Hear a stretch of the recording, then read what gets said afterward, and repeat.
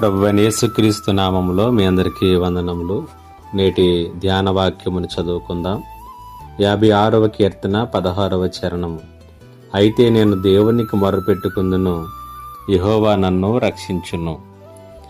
దేవుని సన్నిధికి మానకుండా వచ్చేటటువంటి ఒక విశ్వాసి ఉన్నట్టుండి మందిరానికి రావటం మానేసిందంట.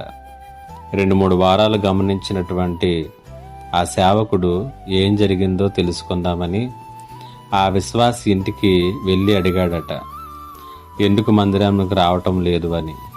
దానికి ఆ విశ్వాసి చెప్పిందంట, నేను దేవునిపై నా విశ్వాసాన్ని వదిలేశాను. ఏదీ పట్టించుకోకుండా కూర్చునేటటువంటి దేవునిలో నేను నమ్మకం ఎలా ఉంచాలి అని అడిగిందంట. ఇది సాధారణంగా ప్రతి ఒక్కరి హృదయములలో ఉండేటటువంటి ప్రశ్నే. వార్తలలో మనం హింసాత్మక కథనాలను చూచినప్పుడు, సమాజంలో బలాత్కారము అన్యాయము జరుగుతున్నప్పుడు, స్వయంగా మన హృదయములే బ్రద్దలయ్యేటటువంటి విషయాలు మనం వినవలసి వచ్చినప్పుడు చాలామంది దేవుని విషయంలో ఇలాగే స్పందిస్తారు, దేవునికి దూరం అవుతూ ఉంటారు. 55వ కీర్తనలో మనం చూసినట్లయితే కీర్తనాకారుడు ఇంతకన్నా ఘోరమైనటువంటి పరిస్థితుల గుండానే ప్రయాణం చేశాడు. ఆయన ప్రయాణం చేసినటువంటి లేకపోతే తన జీవితంలో చవి చూసినటువంటి విషయాలన్నిటినీ కూడా 2 నుండి 15వ వచనం వరకు కూడా రాసుకుంటా వెళ్ళాడు. ఆ పరిస్థితులన్నీ కూడా దావీదును దేవునికి దూరం చేయలేదు, కానీ ఆ పరిస్థితులలో దావీదు దేవునికి దూరం అవ్వలేదు, తన విశ్వాసాన్ని వదులుకోలేదు, కానీ ఆయన మరింత దేవునికి చేరువయ్యాడు.